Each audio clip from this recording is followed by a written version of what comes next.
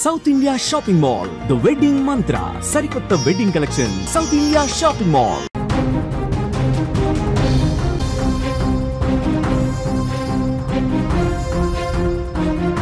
Breaking news చూస్తున్నాం. జగిత్యాల జిల్లా కొండగట్టులో దారుణం చోటు చేసుకుంది. ఉప్ప రమణారెడ్డిని బీరు బాటిళ్లతో పొడిచి అతి కిరాతకంగా దుండగులు చంపినట్లుగా తెలుస్తోంది. మృతదేహాన్ని అంజన్న స్వామి మెట్ల దారి పక్కనే పూడ్చిపెట్టినట్లుగా నిందితులు చెప్తున్నారు. ఈ నెల 2న కొంతమందితో రమణారెడ్డి వాగ్వాదం జరిగింది. అదే కోపంతో రమణారెడ్డిని నిందితులు హత్య చేసినట్లుగా మనకైతే సమాచారం అందుతోంది. జగిత్యాల జిల్లా కొండగట్టు పుణ్యక్షేత్రం భక్తుల రాకపోకలతో నిత్యం కూడా రద్దీగా ఉంటుందన్న విషయం మనకు తెలిసిందే. కొండగట్టు అంజన్న దర్శనం కోసం వేలాది మంది భక్తులు నిత్యం వస్తూ ఉంటారు అక్కడికి. అలాంటి ప్రాంతంలో ఓ దారుణ ఘటన స్థానికులతో పాటు అంజన్న భక్తులను కూడా తీవ్ర కలకలానికి గురిచేసిందని చెప్పుకోవచ్చు.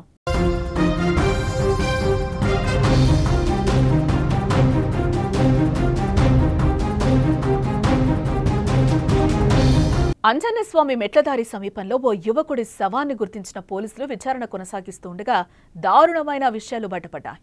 మృతుడిని జగిత్యాల జిల్లా మక్కపేటకు చెందిన ఉప్పు రమణారెడ్డిగా గుర్తించడం జరిగింది.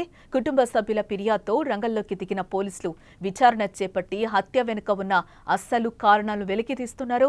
రమణారెడ్డి అనే వ్యక్తికి ఈ నెల 2వ తేదీన కొంతమంది యువకులతో చిన్నపాటి ఘర్షణగా మొదలైన ఆ విభేదాలు హత్యాస్థాయికి దారితీస్తాయని ఎవరూ ఊహించలేదు. అశ్లీల పదజాలంతో పరస్పర దూషణలు జరగడంతో రమణారెడ్డిపై నిందితులు పగ పెంచుకున్నట్లుగా పోలీసులు అంటున్నారు. రమణారెడ్డిని హత్య చేసేందుకు సరైన అవకాశం కోసం ఎదురు చూస్తూ ఉన్నారు. అనుకున్నట్లుగానే ఓ రోజు రమణారెడ్డి ఒంటరిగా చిక్కాడు. దీంతో ఒక్కసారిగా రమణారెడ్డిపై నిందితులు తెగబడినట్లుగా తెలుస్తోంది. బీరు బాటిళ్లతో దాడి చేసి అత్యంత కిరాతకంగా చంపేశారు. హత్యానంతరం మృతదేహాన్ని అంజన్నస్వామి మెట్లదారి పక్కనే ఉన్న ప్రాంతంలో పూడ్చేశారు నిందితులు.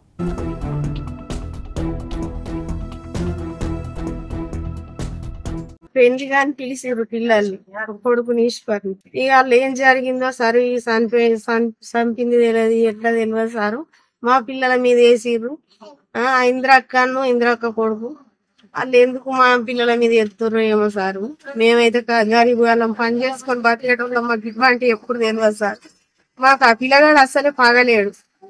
మా కులం కాదేం కాదు, మేము గంజుకుంటోళ్ళం, సాకలు నడుచుకుంటోళ్ళం. ఇటువంటి మరి ఎందుకు గంజుకుంటోళ్ళు అంటుంది. మా పిల్లగాళ్ళది ఏముంది సార్, ఏం కూడా లేదు. మా పిల్లగాళ్ళు అటువంటి పని చేయాలి. ఇకపోతే రమణారెడ్డి కనిపించకుండా పోయినట్లు కుటుంబ సభ్యులు పోలీసులకైతే ఫిర్యాదు చేయడం జరిగింది. అయితే సమాచారం మేరకు అనుమానితుల్ని అదుపులోకి తీసుకుని పోలీసులు విచారించగా వారే హత్యకు పాల్పడినట్లుగా అంగీకరించడం జరిగింది. వారి సమాచారం ఆధారంగానే పూడ్చిన స్థలాన్ని వెలికి తీసిన పోలీసులు మృతదేహాన్ని బయటకు తీయడం జరిగింది. అనంతరం పోస్ట్ మార్టం నిమిత్తం మృతదేహాన్ని ఆసుపత్రికి తరలించారు. ప్రస్తుతం పోలీసులు నిందితుల విచారణ కొనసాగిస్తున్నారు. హత్యకు దారితీసిన నిజమైన కారణాలు ఇంకా పూర్తిగా వెలుగులోకి రావాల్సి ఉందని కూడా అంటున్నారు. భక్తులు రద్దీ ఉండే పవిత్ర స్థలమైన కొండగట్టులో ఇలాంటి ఘటన చోటు చేసుకోవడం భక్తులను తీవ్ర భయాందోళనకు గురి చేస్తున్న పరిస్థితి కనిపిస్తోంది.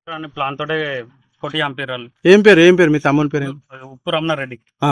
ఏం జరిగింది? సోమవారం రాత్రి కొట్టిరు.